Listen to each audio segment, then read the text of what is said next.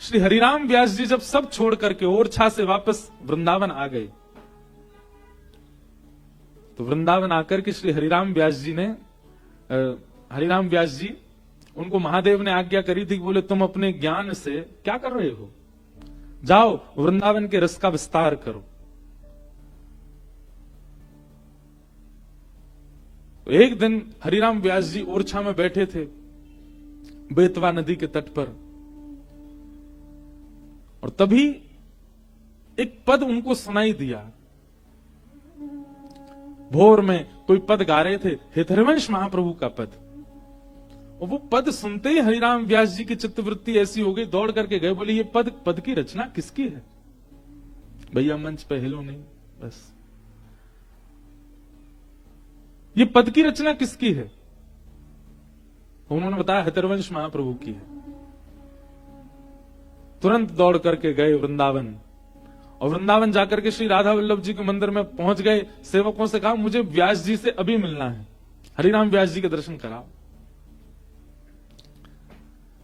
सेवकों ने आकर के कहा, बोले हरिराम हितरवंश महाप्रभु तो अभी प्रसाद सिद्ध कर रहे हैं ठाकुर जी का, रसोई में है। तो हरिराम व्यास जी बोले हाथ से प्रसाद बनाते रहेंगे, मुंह से मेरे प्रश्नों का उत्तर देते रहेंगे, दोनों काम एक साथ हो जाएगा उनका। किसी ने जाकर के महाप्रभु जी से कहा हरिराम व्यास जी आए, आपके दर्शन करना चाहते हैं। हमने कहा कि आप अभी प्रसाद सिद्ध कर रहे हैं, तो बोले हाथ से प्रसाद बन जाएगा, मुख से मेरे प्रश्नों का उत्तर दे देंगे। हितरवंश महाप्रभु बोले उनको बुलाओ। रसोई में ही बुला दिया, बैठा दिया। हरिराम व्यास जी जैसे जाके बैठे तो महाप्रभु जी कुछ सिद्ध कर रहे थे प्रसादी, और जैसे हरिराम व्यास आए तो महाप्रभु जी ने तुरंत चूल्हा ठंडा कर दिया और सामग्री उठा के नीचे धर दी और ऊपर पत्तल पधरा दी, बाद में बनाएंगे सामग्री। बताइए व्यास जी आपका क्या संशय? हरिराम व्यास जी बोले मैं तो संशय का समाधान जानने आया था, पर मुझे तो लगता है मेरी उपस्थिति से और ज्यादा आपकी सेवा में विघ्न आ गया। आपने सेवा क्यों छोड़ दी? भगवान मैं चला जाता हूं, मेरा तो ऐसा भाव था कि आप प्रसाद भी सिद्ध कर देंगे, मेरे प्रश्न का उत्तर भी दे देंगे। तब हितरवंश महाप्रभु ने इस बात को प्रमाणित किया। वे क्या कहते हैं? आपको लगता है कि प्रसाद बनाना हाथ की क्रिया है, अपने स्वाद के लिए व्यक्ति जब बनाता है तब हाथ से बनाता है, पर ठाकुर जी के लिए जब सिद्ध करता है तब हृदय से बनाता है, तब चित्त से बनाता है, तब आत्मा से बनाता है। और क्षमा करें हरिराम व्यास जी, यदि आत्मा प्रसाद में लगी है, मन चित्त वृत्ति प्रसाद में लगी है, उस समय आपके संशय का समाधान कैसे कर सकता हूं? मन तो एक ही जगह रहेगा, तन की स्थिति है कि वो सब जगह भटक जाता है।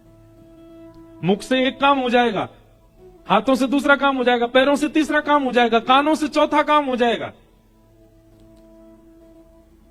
हरिराम व्यास जी के उन्होंने तो प्रश्न किया ही नहीं है अभी, केवल स्थिति से ही उनके सारे शंकाओं का समाधान होता जा रहा था।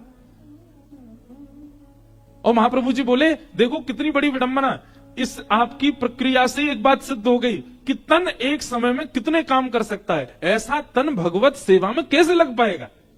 वो आंख से किसी और को देख भी लेता है, मन से किसी और को सोच भी लेता है, कानों से कुछ और सुन भी लेता है, मुख से तीनों से विलग बात बोल भी लेगा, हाथों से भी कोई और क्रिया कर लेगा। एक समय में 10 क्रिया करने की सामर्थ्य मन में है, 10 जगह भटकने वाला वह मन, वह तन भगवत सेवा कैसे करेगा?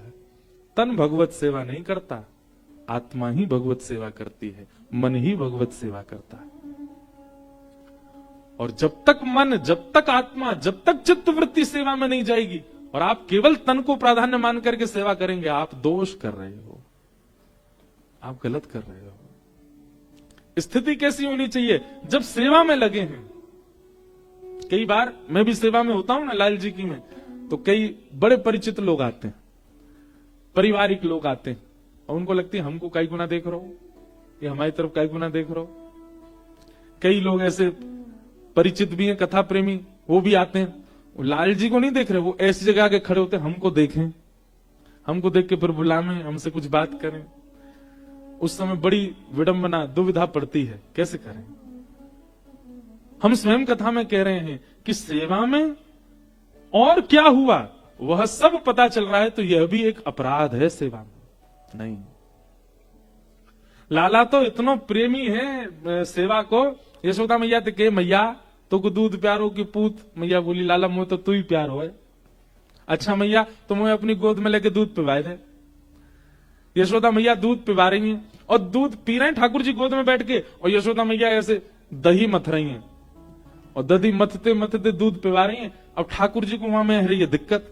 ठाकुर जी बोले जे दही ज्यादा प्यारा लग रहा हो मैया जी, सबरे गौरस ज्यादा प्यारे लग रहे हैं, मैं दूध पी रहा हूं, मेरी तरफ ध्यान ना है। जैसे दूध कहीं औट रहे हो और निकर के बाहर आने लगो तो मैया लाला को दूर ऐसे पटक के चली गई समारवे दूध। ठाकुर जी बोले मेरी सेवा में विघ्न डाल रहे वारो जो भी हो वह को छोड़ूंगा नहीं। तुरंत ठाकुर ने सबरे गौरस फोड़ दिए। वहीं दामोदर लीला प्रकट हुई भागवत जी में। क्या सिद्ध किया ठाकुर जी ने? बोले भैया मोकू अगर घर में पधरायो है तो जितनी देर मेरी सेवा में रहो, चित्त वृत्ति और कहीं नहीं जानी चाहिए, और कोई स्मृति और कोई ध्यान उस समय आपके रहना नहीं चाहिए। मेरे तो गिरधर ही गुणगान, मेरे तो गिरधर ही गुणगान, मेरे तो गिरधर ही गुणगान। गाओ मेरे तो गिरधर ही गुणगान, मेरे तो गिरधर ही गुणगान, मेरे तो गिरधर ही गुणगान। यह मूरत खिलत नैनन में, यह मूरत खिलत नैनन में। जो नहीं गावे गो वाकू बगल वाले की सौगंध है। ये पद यहाँ गाए जा रहे हैं, ये वही पद हैं जिनसे श्रीजी बाबा एक और बात याद आ गई मुझको। कल हमारे एक पंडित जी हमसे बोले महाराज जी श्रीजी बाबा कौन है? श्रीनाथ जी में कोई बाबा है श्रीजी बाबा? मैंने कह रहे श्रीनाथ जी को श्रीजी बाबा बोले। फिर मुझसे क्या बोले, थोड़ी देर सुनो ना, रुको रुको।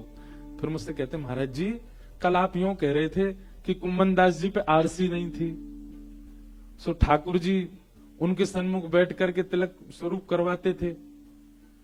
कौन सी गाड़ी थी कुम्मन दास जी की जिसकी आरसी नहीं थी?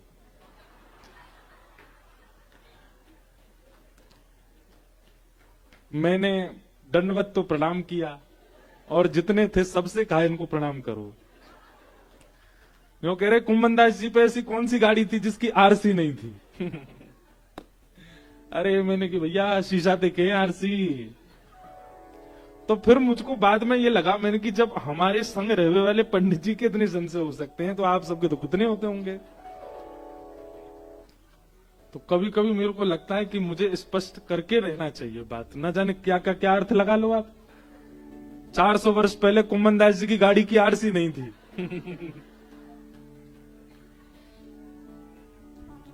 सेवा किसे कहते हैं? जहां तन प्राधान्य नहीं है, मन प्राधान्य है। ये आंख, ये हाथ, ये पैर, ये मुख, ये कान, ये केवल क्रिया करने के लिए मिले हैं। इनकी क्रिया विशेष नहीं होनी चाहिए, आत्मभाव विशेष होना चाहिए। कृष्णदास कह रहे हैं मेरे तो गिरधर ही गुणगान, मेरे तो गिरधर ही गुणगान। सेवा करूं तो उस समय कैसा भाव होना चाहिए? आहा, यह मूरत खेलत नैनन में, यह मूरत खेलत नैनन में, यह मूरत खेलत नैनन में, यह मूरत खेलत यही हृदय में ध्यान, यही हृदय में ध्यान,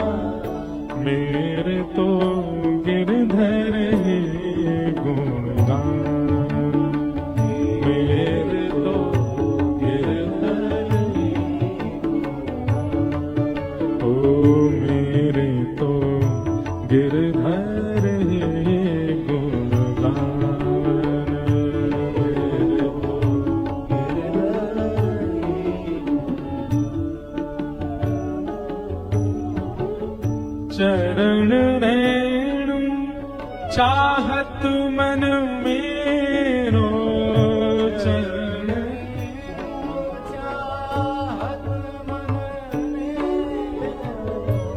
चरण रेणु चाहत मन मेरो,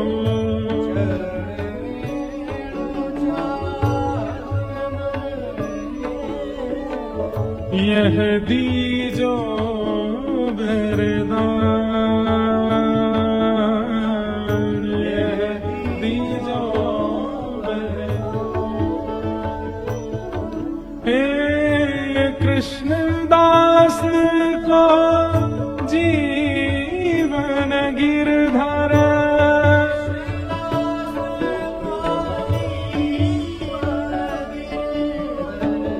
कृष्णदास को जीवन गिरधर,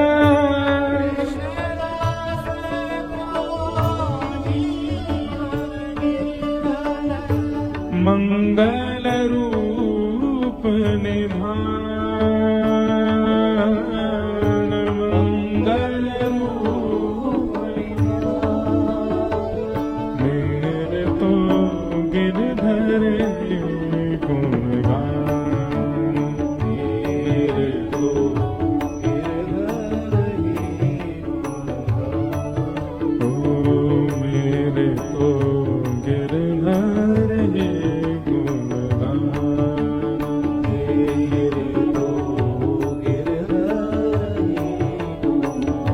यह मूरत खेलत नैनन में, यह मूरत खेलत यही हृदय में ध्यान,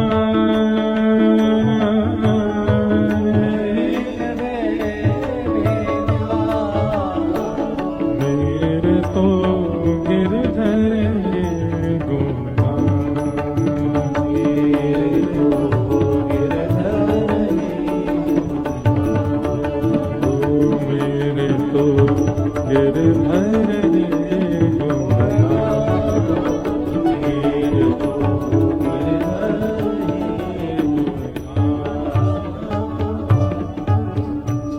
हमारे अष्ट सखाओं ने जो गाया है ना, ये समस्त वेद वेदांत पुराणों के समस्त सार बात हैं और उनको भी खोल खोल के प्रस्तुत किया है।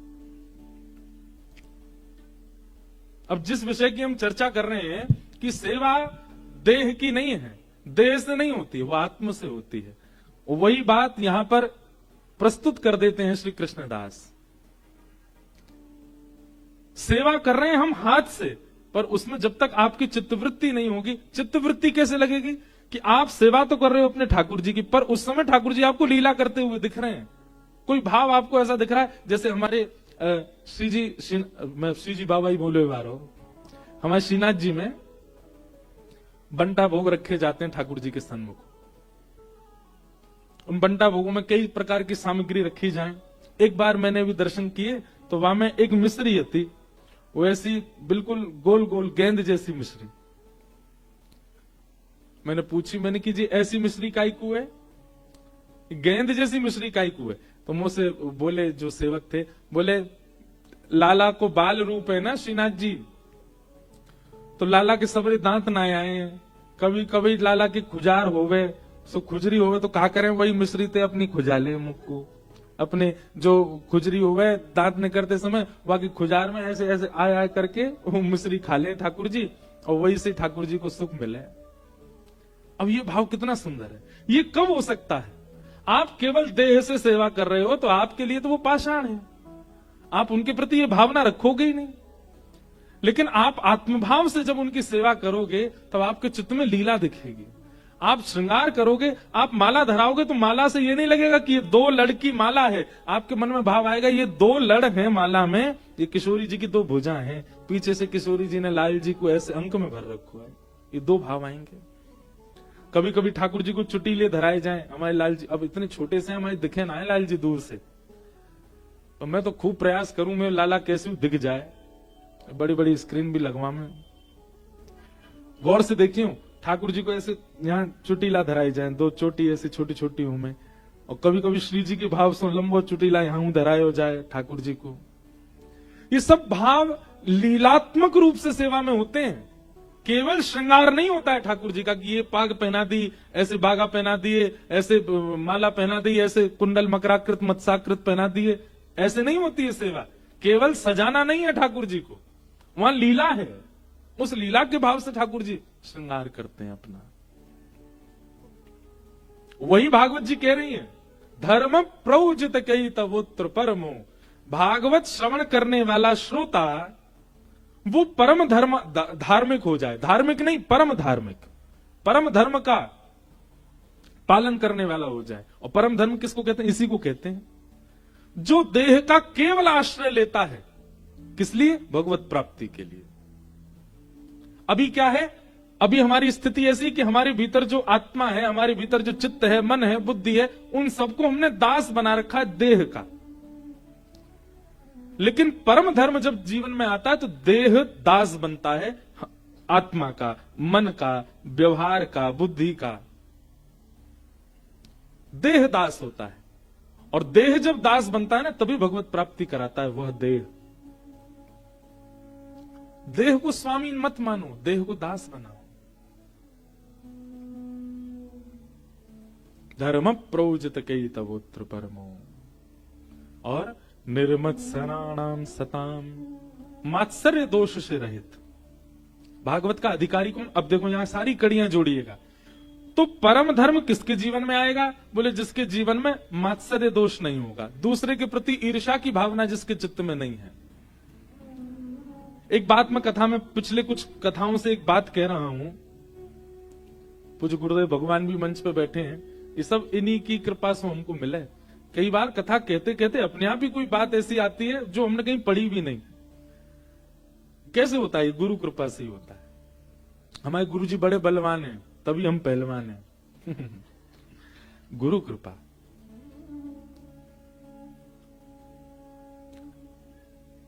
और वो बात क्या है? जितने भी दोष हैं एक मानव के भीतर प्रकट होने वाले, समस्त दोषों से युक्त व्यक्ति भगवत प्राप्ति कर सकता है। काम, क्रोध, लोभ, मोह, ईर्ष्या, द्वेष, अभिनिवेश, अहंता, चिंता, ममता, जितने भी दोष हैं संसार में, इन सब को अंदर ही रहने दो, सबसे भगवत प्राप्ति हो जाएगी। केवल एकमात्र एक दोष है ईर्ष्या। ये ईर्ष्या दोष यदि आपके चित्त में है तो भगवत प्राप्ति संभव नहीं। भगवान क्रोधियों को भी मिले हैं, भगवान लोभियों को भी मिले हैं, भगवान कामियों को भी मिले हैं, भगवान मोहियों को भी मिले हैं, लेकिन ईर्ष्यालु को मिले हो ये कहीं नहीं सुना गया आज तक। ईर्ष्यालु को ठाकुर जी नहीं मिले। भक्तमाल जी में भी कोई ऐसी कथा ढूंढ के लाओ, मिल जाए तो, जहां ईर्ष्यालु को भगवान मिले हो, नहीं मिल सकते। ईर्ष्यावान व्यक्ति को भगवत प्राप्ति नहीं होती। हां, ईर्ष्यावान व्यक्ति भगवत गुरु कृपा से ईर्ष्या दोष को नष्ट कर दे तो भगवत प्राप्ति संभव है। नहीं तो लोभी, मोही, कामुक, हर व्यक्ति के दोष के साथ भगवान ने दर्शन दिया उसको। उसके दोष हैं तब भी दर्शन दे रहे हैं ठाकुर जी, लेकिन ईर्ष्यालु को नहीं। इसलिए हमारी आपसे एक हाथ जोड़ के प्रार्थना है, कोई भी दोष अंदर प्रकट हो जाए चिंता मत करिए, कोई बात नहीं, ठीक है। आपको क्रोध बहुत ज्यादा आ जाता, रहने दो। आपको किसी वस्तु के प्रति लोभ की भावना, अच्छी बात, कोई बात नहीं, ठीक है। ये सब खांसी जुकाम बुखार हैं, इतनी बड़ी बात नहीं है। कभी कभी खांसी जुकाम का अगर इलाज ना भी किया जाए तो भी वो ठीक हो जाते हैं अपने आप ही, 3-4 दिन में ठीक होने लग जाते हैं। तो क्रोध, काम, लोभ, मोह आदि आदि जो दोष हैं, ये सब खांसी जुकाम जैसे हैं, हो जाएंगे ठीक। और नहीं हो रहे हो, कुछ दिन और चल गए हो, काम क्रोध बहुत ज्यादा बढ़ रहा हो, कथा के सुनो, निरंतर सुनो, औषधि लेना शुरू करो, ठीक हो जाओगे। पर अगर ईर्ष्या चित्त में आ गई है, ये तो कैंसर है, इसका इलाज नहीं है। ईर्ष्यालु व्यक्ति, मैंने अनुभव किया है, वो कथाओं से भी नहीं बदल पाते। ईर्ष्यावान व्यक्ति कथा से भी परिवर्तित कई बार नहीं हो पाता, उसमें उसी का दोष है। कथा में भी कई नियमों का पालन करना पड़ता है। कैसे? शब्दों के प्रति पूर्ण समर्पण, जो व्यास जी कह रहे हैं, व्यास जी के प्रति पूर्ण समर्पण। पिताजी हैं हमारे पूज्य गुरुदेव, पर नीचे बैठे क्यों? क्योंकि व्यास मंच है, व्यास मंच है। यहां पर इंद्रेश नहीं है, यहां पे बेटा नहीं है, यहां पे व्यास है। एक बार को सब वंदन करते हैं। ये निष्ठा पीठ के प्रति रखनी पड़ती है, व्यास को भी रखनी पड़ती। हम भी आगे पहले पीठ को प्रणाम करते तब बैठते हैं यहां। ये जब तक निष्ठा नहीं होगी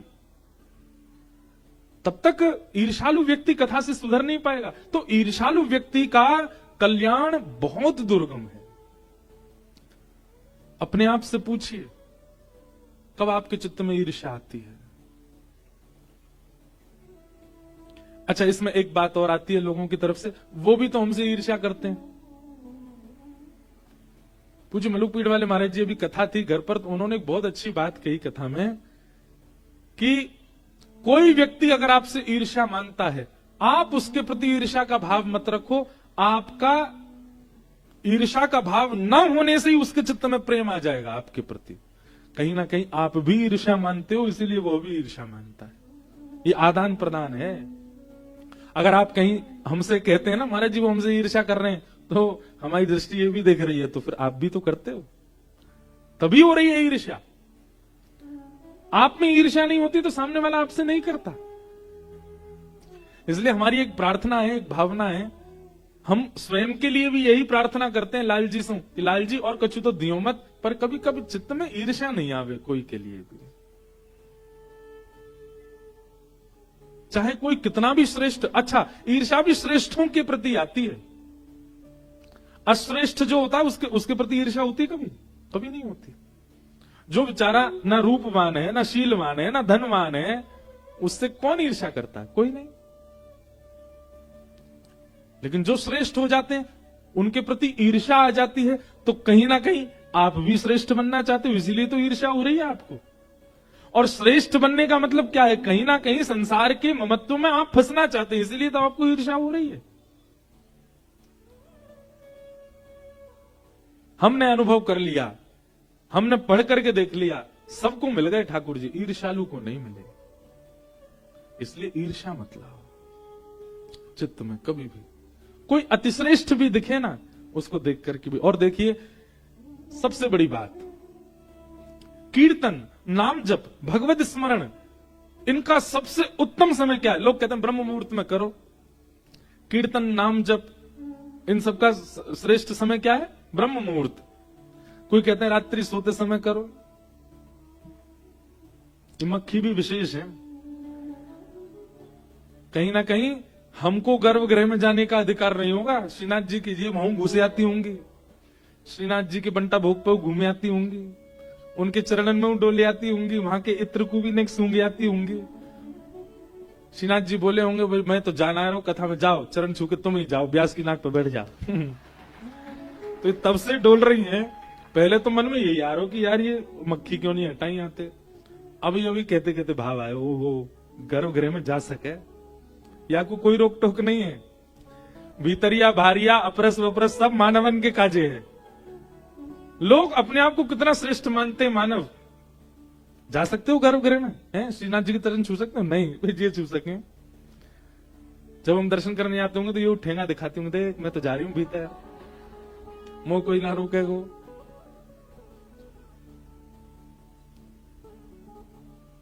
क्या बता रहा था मैं? कहां थी कथा? ईर्ष्या इसके प्रति भी नहीं हुई मुझे। अच्छा है।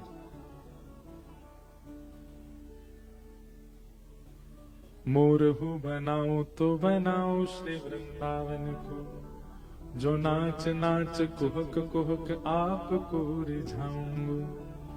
बंदर हो बनाओ तो बनाओ श्री वृंदावन को, कूद कूद डारन पे भोर को जगाऊंगा। हमारे प्रेम लक्षणा भक्ति का स्वभाव कितना सुंदर है। यत्र प्रविष्टो सकलोपि जंतु आनंद सच्चित घनताम उपैति। हमारे वृंदावन रस कहे कि महाराज वृंदावन में प्रवेश करने के बाद एक कीड़ा भी, एक कीट भी सच्चिदानंद को स्वरूप भेजा जाए। इसलिए इनको अधिकार है, ये कहीं भी जा सकते हैं। तो निर्मत सराणाम सताम, मात्सर्य दोष यदि आपके चित्त में है ठाकुर जी नहीं मिलेंगे। और मात्सर्य दोष की दो ही औषधि हैं। क्या? सबसे पहला गुरु कृपा। आपके ईर्ष्या दोष पर ठाकुर जी नहीं रीझेंगे, बाकी सारे दोषों से भी ठाकुर जी मिल जाएंगे आपको। लेकिन ईर्ष्या दोष देखते ही ठाकुर जी कदम पीछे कर लें, जाते ना मिलना मुझे, ईर्ष्यावान है।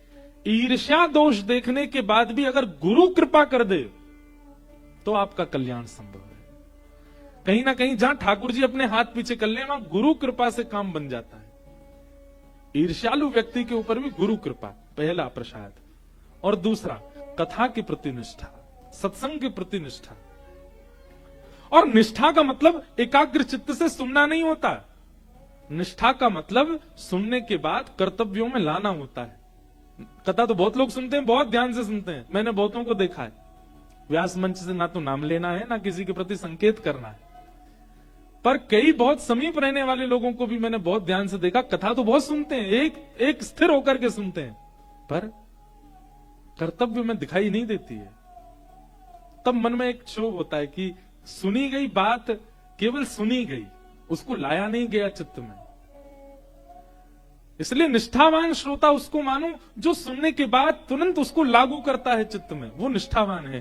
तो ईर्ष्यालु व्यक्ति की दो ही औषधि हैं, या तो गुरु कृपा या फिर निष्ठा से सत्संग का श्रवण।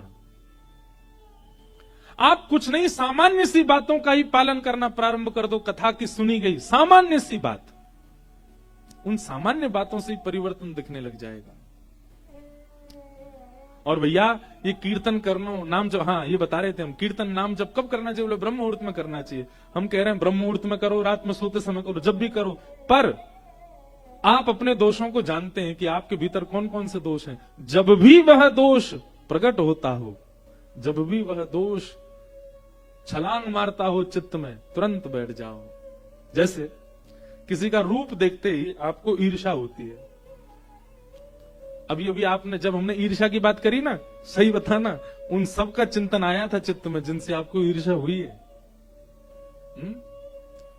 वो है पीछे वाली गली में रहता, उससे ही है हमको थोड़ी सी। ए बुआ का बेटा, उसी से चल रही है आजकल हमारी, ठीक नहीं लगता। समझ में आ गया ना? बोलते ही आपके चित्त में कोई ना कोई आया होगा। अब जब भी वह सामने आवे, जब भी वो सामने आवे और आपको लगे कि हाँ ईर्ष्या भैया, वही समय नेत्र बंद करो। कृष्णाय वासुदेवाय हरे परमात्मने प्रणतः क्लेशनाशाय गोविंदाय नमो नमः। वसुदेव सुतं देवं कंसचानूरमर्दनं देवकी परमानंदं कृष्णं वंदे जगद्गुरुं। वंशी विभूषित करानविनीरदाभात् पीताम्बराधरुणबिम्ब फलाधरोष्ठात् पूर्णेन्दु सुंदर मुखा अरविंद नेत्रात् कृष्णात् परम किमपि तत्त्वमहं न जाने।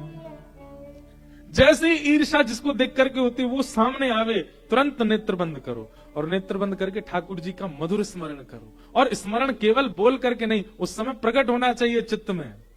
चांद सा सलोना मुख लटे घूंघरारे हैं, चांद सा सलोना लटे घूंघरारे, भौएं हैं कटीली आंखें तिरछी कटारे हैं, भौएं हैं कटीली आंखें। अब जिसके प्रति आपकी प्रतिस्पर्धा है वो सामने खड़ा है और आप नेत्रबंद करके ठाकुर जी के रूप माधुरी का दर्शन कर रहे हो।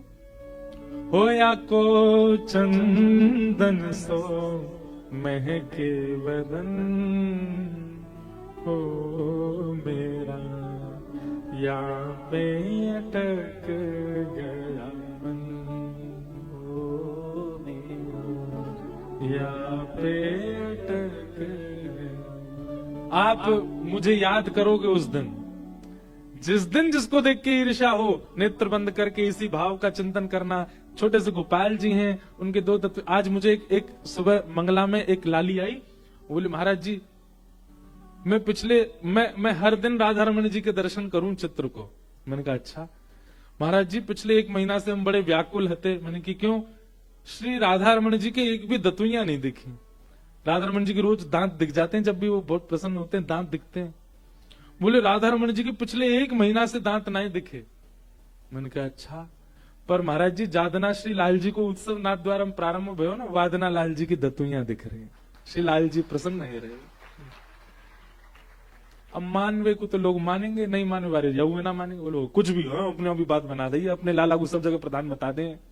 बताओ राम जन्म को उत्सव भी 11 तारीख को भयो, राधा रमन जी की दतुइयां 11 तारीख को दिखी, इनके लाल जी को उत्सव भी 11 तारीख को प्रारंभ, सब ने जोड़ दें लाल जी थे, हम तो जोड़ेंगे, अच्छे जोड़ेंगे, मानो चाहे मत मानो। तो जिसको देख के ईर्ष्या का भाव आता है, ये सूत्र है। जिसको देख के क्रोध आता है, जिसको देख के काम प्रकट होता है, जिसको देख करके कुछ भी ऐसे भाव आते हैं, तुरंत नेत्र बंद करो। वनमाल गले सोहे मुरली अधर पे, वनमाल, चिंतन करो, वनमाला गले में पहन रखी है, अधर पे मुरली धारण कर रखी है, और पीत पट झोका खावे पतली कमर पे, पीत पट झोका खावे पतली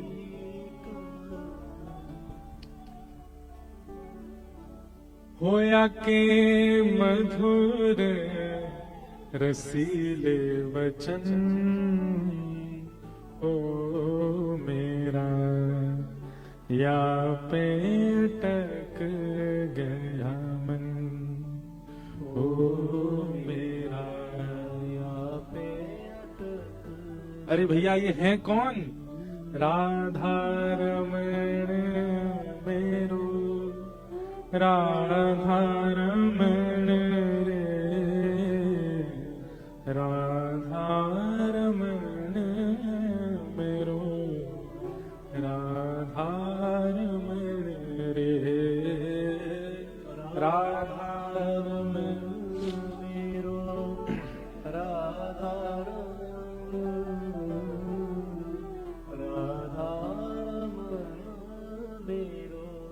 आप याद करेंगे उस दिन मुझको, जिस दिन ईर्ष्यालु व्यक्ति आए, नेत्र बंद करके ठाकुर जी का ध्यान करो, आप पुनः नेत्र खोल के देखेंगे ना, आपकी ईर्ष्या नष्ट हो चुकी होगी, अब उसको देख के ईर्ष्या नहीं होगी।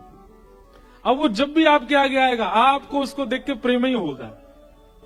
जिसको देख करके उसके रूप पर कहीं काम आपके चित्त में आ गया हो, उसी समय काम, जिनको देख के लजा जाता है, लजाना मतलब क्या कहते हैं, अपने ऊपर शर्म खाता है, बोले मैं काय बात को काम, ठाकुर जी को देख करके, जिसको देख के काम उद्दीपन हो रहा हो, तुरंत ठाकुर जी का कीर्तन करना प्रारंभ कर दो, नेत्र खोल करके जब उसको पुनः देखोगे, काम प्रकट होगा नहीं। कीर्तन का, भजन का, नाम जप का सबसे उत्तम समय क्या है? जब भी ऐसा व्यक्ति, जब भी ऐसा व्यवहार, जब भी ऐसा प्रसंग होता है जिससे आपके चित्त में दोष प्रकट होता है, उसी समय कीर्तन का सबसे श्रेष्ठ समय है, वो सबसे उत्तम समय है कीर्तन का, उसी समय कीर्तन करो।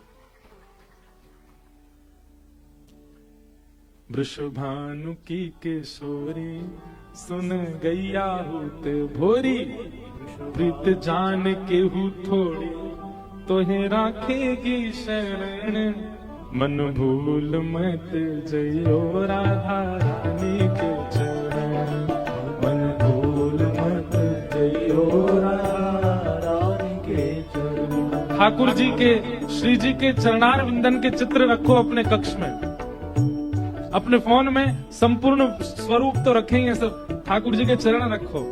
जब भी आपको ऐसा लगता हो क्रोध आ रहा है, लोभ आ रहा है, ईर्ष्या हो रही है, ठाकुर जी के चरण देखो, किशोरी जी के चरण देखो, और चरण देख करके तुरंत शीश नवाओ, आंखें बंद करके स्मरण करो, आपका दोष उसी समय शांत हो जाएगा। और शांत नहीं भी होगा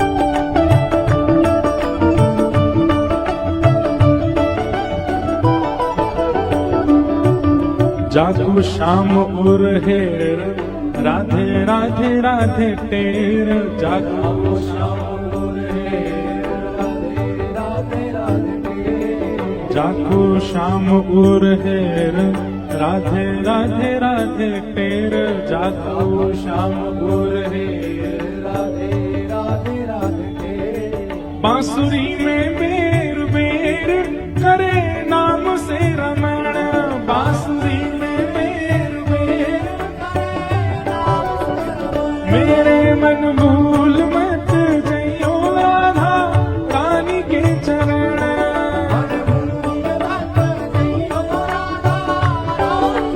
मेरे मन भूल मत जइयो श्यामा प्यारी के चरण।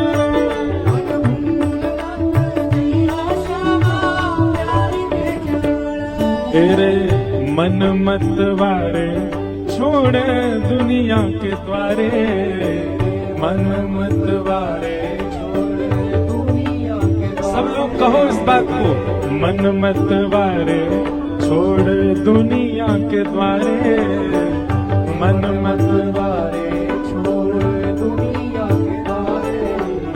पूरी दुनिया के द्वारे छोड़ देंगे, कहाँ जाएंगे फिर?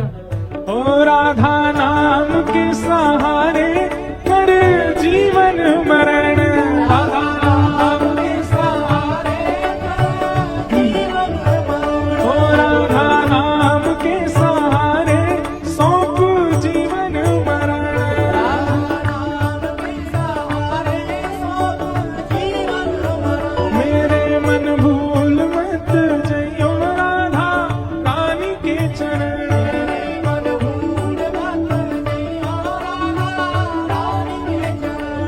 राधा रानी के चरण, श्यामा प्यारी के चरण, राधा रानी के चरण, श्यामा प्यारी के चरण, राधा रानी के चरण, श्यामा प्यारी के चरण, राधा रानी के चरण, श्यामा प्यारी के चरण। मेरे मन भूल मत जइयो श्यामा प्यारी के चरण,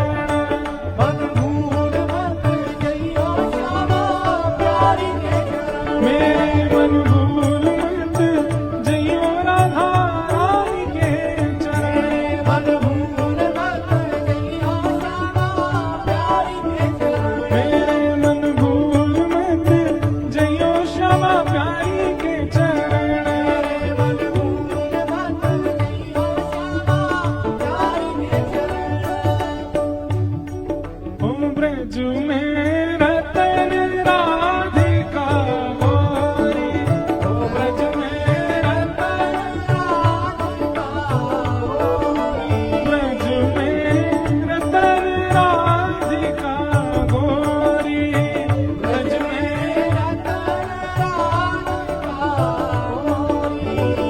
राधिका गोरी, राधिका गोरी, राधिका गोरी, राधिका गोरी, राधिका गोरी, राधिका गोरी, राधिका गोरी। हो ब्रज में, हाँ ब्रज में, हे ब्रज में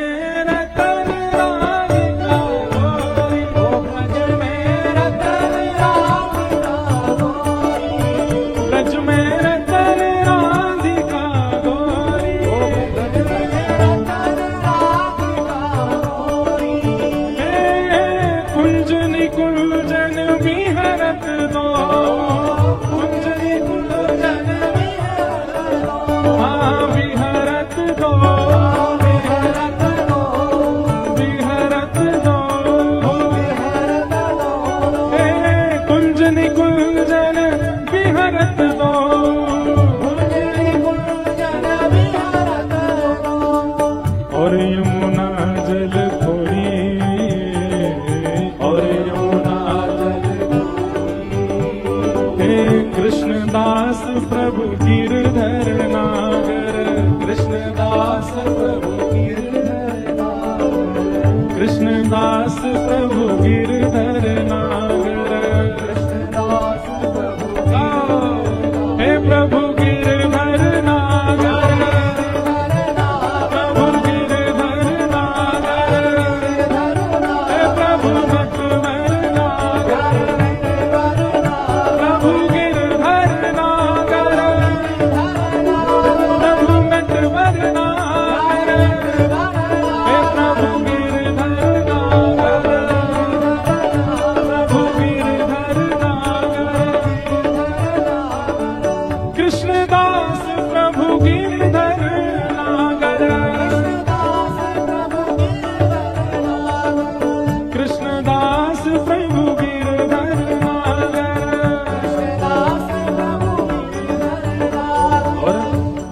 नागरी नवल किशोरी, नागरी नवल किशोरी, ओ नागरी नवल किशोरी, नागरी नवल किशोरी। हो ब्रज में जय होने के जोर से होना चाहिए।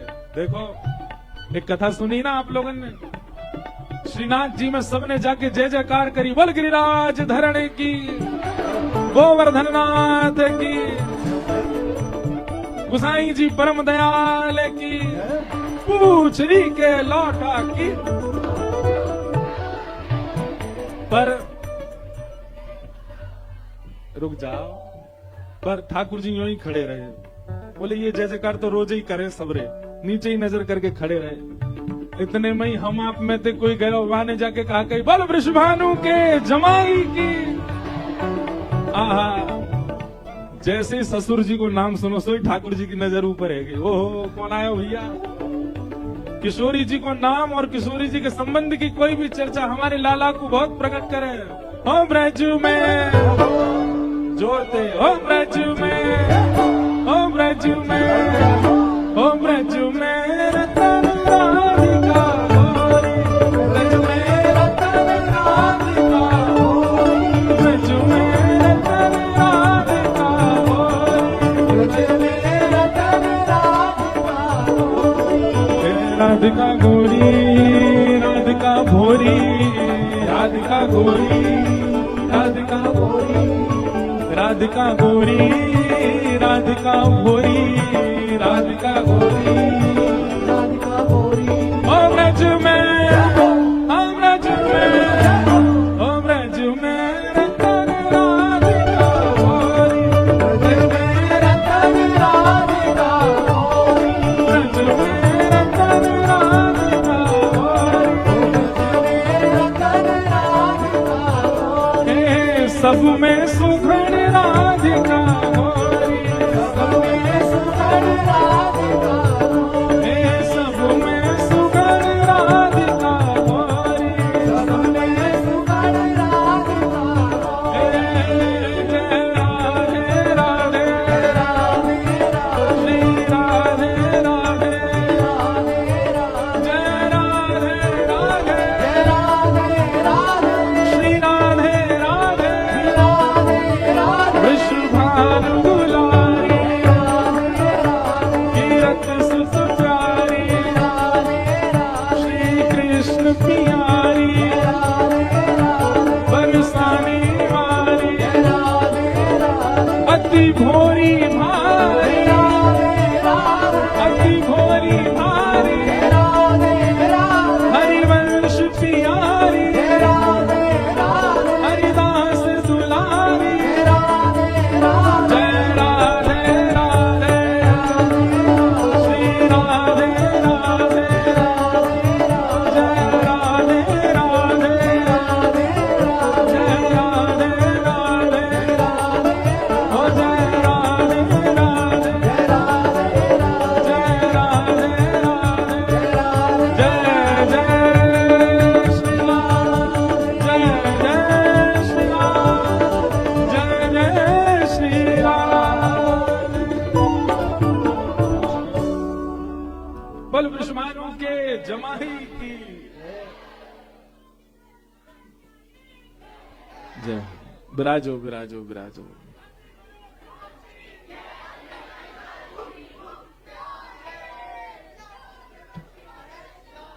बैठ जाओ, विराज जाओ।